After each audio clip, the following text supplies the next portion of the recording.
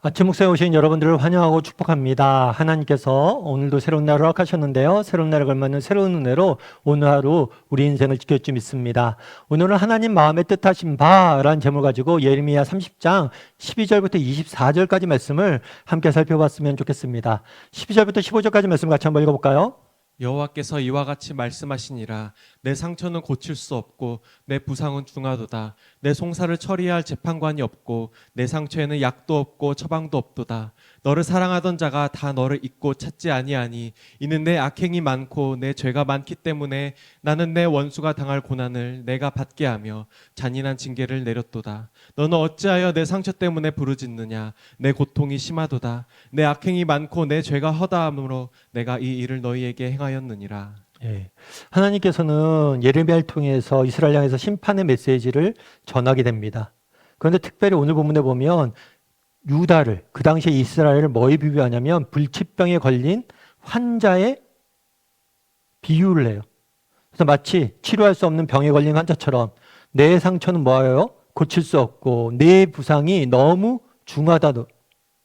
그래서 너의 상처에는 약도 없고 처방도 없다는 거예요. 그리고 심지어 사랑하는 사람도 다 떠나고 너를 도와줄 수 있는, 도움을 줄 수 있는 곳은 없다고 이야기를 합니다. 그만큼 심각한 병에 걸린 거죠.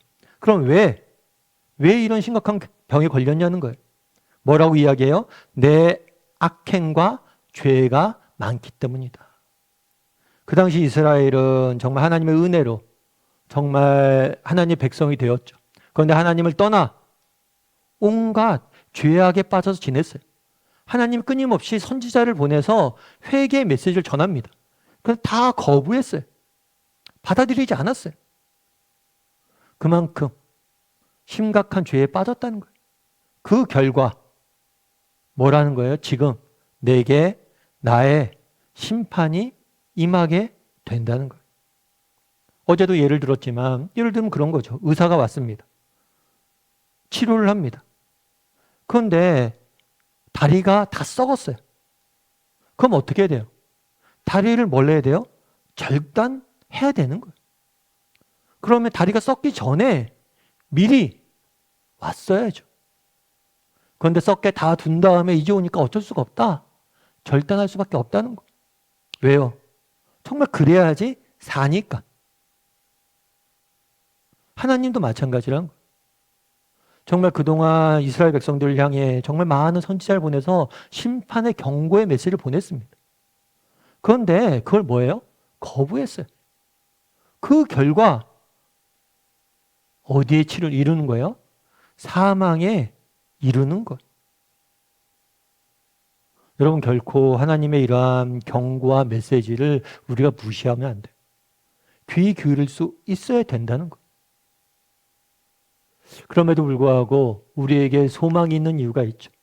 정말 너희가 이렇게 불치병에 걸린 환자다. 너에게 약이 없고 너를 도울 사람이 아무도 없다. 라고 선언을 합니다. 그럼에도 불구하고 소망이 있는 이유가 있어요. 그건 뭐예요? 하나님이 계시기 때문. 하나님이 계시기 때문인 거예요. 우리 16절과 17절 말씀 같이 한번 읽어볼까요?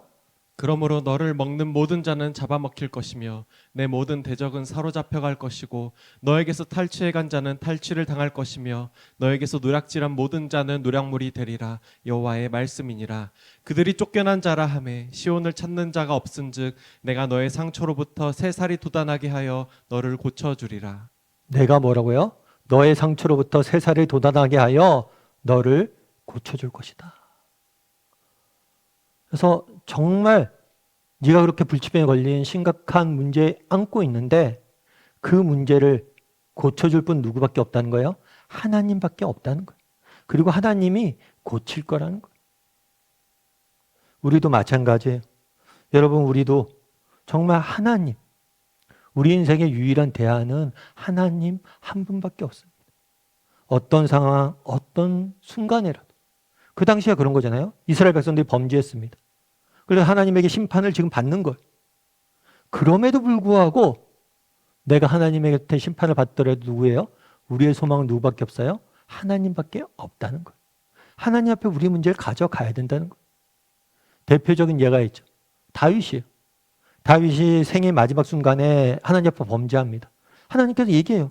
야, 다윗아, 그럼 너 이런 잘못을 범했는데 내가 너를 버려야겠다. 어떤 벌을 받을래? 그래서 다윗이 뭐라고 이야기합니까? 제가 사람의 손에 저를 맡기지 마십시오. 하나님이 직접 저를 벌해 주십시오.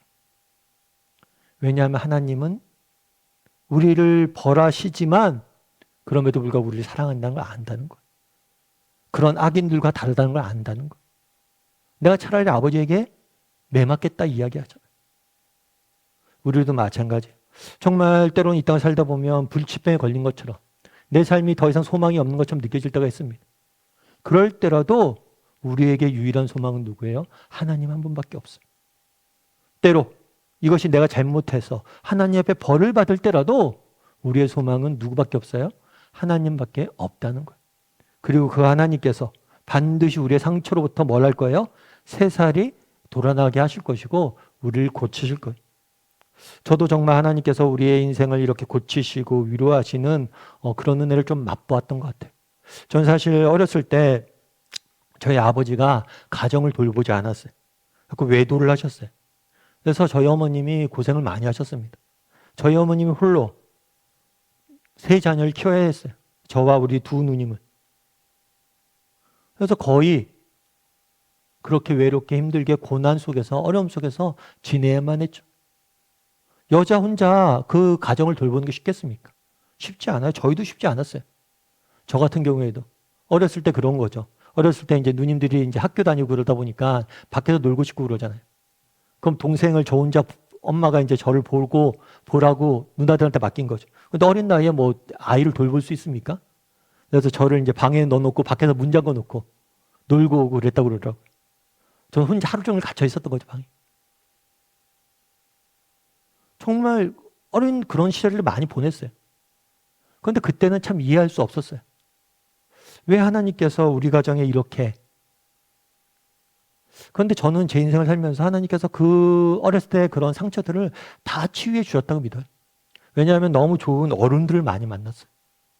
제가 처음 교회 갔을 때 강남교회 갔는데 거기에서 송태우 목사님 만났고 또 사랑의 교회에서 사역자로 사역할 때 옥하는 목사님 만났고 지금도 이찬수 목사님이나 김명 목사님이나 여러 좋은 목사님들을 많이 만나서 저를 위로해 주신 하나님의 은혜를 맛보고 있어요.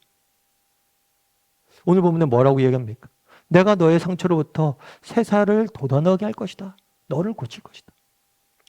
여러분, 하나님이 고치지 못할 상처는 없습니다. 정말 비록 우리가 잘못해서 비록 우리가 내 인생을 다 망쳐버리고 하나님을 떠나 있는 순간이라 할지라도 우리를 치유하고 회복하실 분은 누구밖에 없어요? 하나님밖에 없어요. 그리고 하나님 앞에 돌아간다면 모든 것을 고쳐주실 거예요. 우리도 마찬가지. 하나님 앞에 돌아가야 돼요. 다르게 말하면 여러분 상처가 있습니까? 아픔이 있습니까? 정말 지금의 고통이 있습니까? 정말 하나님 앞에 가져가세요.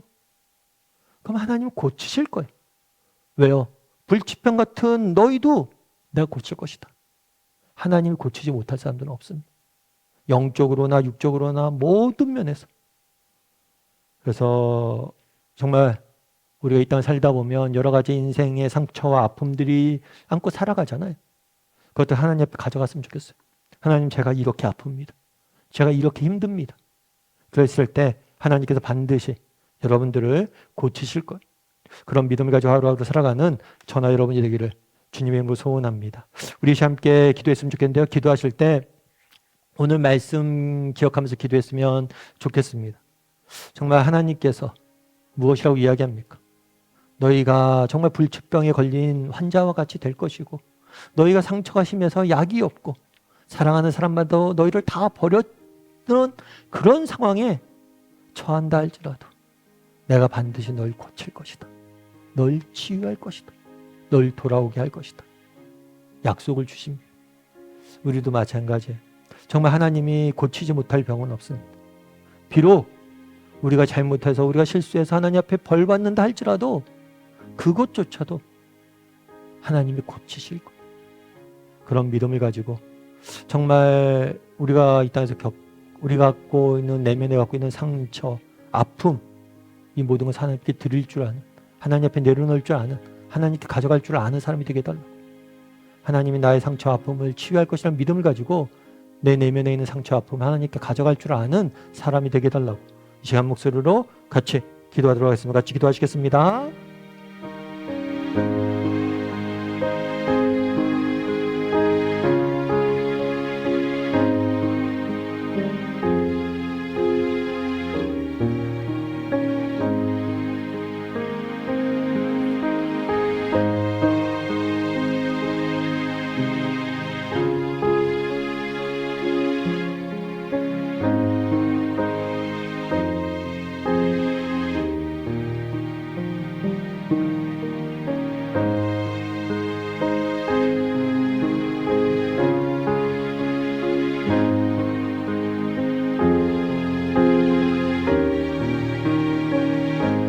사랑의 하나님, 그날에 정말 내가 너의 상처를 만지고 새살을 돋아나게 할 것이다 라고 말씀하십니다. 비록 너희가 실수하고 잘못하고 너희가 너희 인생을 망쳐서 정말 더 이상 소망이 없는 것처럼 느껴지는 그 상황일지라도, 내가 마치 너희를 벌한 것 같고 너희를 버린 것처럼 느껴지는 그 상황이라 할지라도 내게 돌아오면 내가 낫게 할 것이다 라고 말씀하십니다. 정말 우리 안에 있는 아픔과 슬픔, 상처, 참 이 땅 살다 보니 그런 것들 느낄 수밖에 없습니다. 하나님 앞에 가져가오니 하나님, 우리를 치유하시고 우리를 고치시고 우리를 회복시켜 주시옵소서. 그래서 하나님이 주시는 위로를 맛보고 또 그 위로로 다른 사람을 섬길 줄 아는 우리 모두가 될 수 있도록 주여 은혜를 더하여 주시옵소서. 하나님께서 오늘도 우리 함께 할 줄 믿사오며 모든 말씀 예수님의 이름으로 기도드립니다. 아멘.